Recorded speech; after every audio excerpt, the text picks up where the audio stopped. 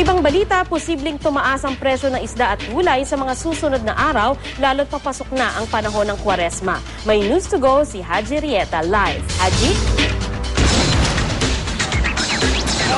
Yes, sa mga namamalengke dyan ay wag silang magugulat o magtataka kung bakit tataas ang presyo ng ilang gulay, maging na rin ang isda dahil paparating na ito nga panahon ng Kwaresma.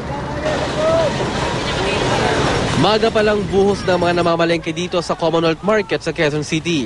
At dahil nalalapit ng panahon ng Kwaresma, posible raw na tumaas ang presyo ng isda at mga gulay. Sa ngayon, ang kada kilo ng galunggong 90 pesos pero posibleng umakyat sa 120 pesos.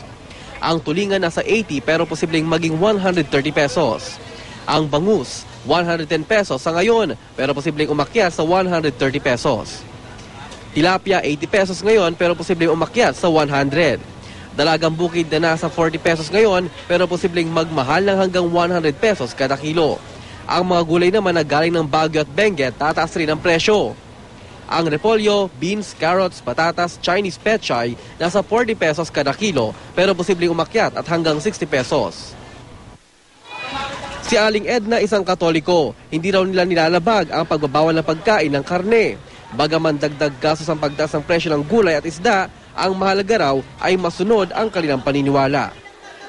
Hindi naman kami lumalabag. So, walang karne sa mahal araw? Oo, wala. Paano yung mahalang gulang at sa isda, okay lang po ba? Okay lang. Minsan walang dating sa isang araw, sa sunod na araw pa, kaya walang mabibili mahal. Ganun. So, kailangan magtaas ng presyo? Oho. Bagaman tradisyonal na nakakarami sa ating tuwing sasapit ang panahon ng Kwaresma ang hindi pagkain ng kaninang baboy at baka, wag naman sanang maging abusado ang ilan sa atin upang itaas ang presyo ng iba pang mga bilihin. Ang manok mananatili sa 120 pesos kada kilo.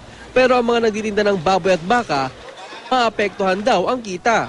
Kaya naman tatansyahin raw nila ang pagkakati ng baka at baboy nang sa ganon ay hindi sila malugi.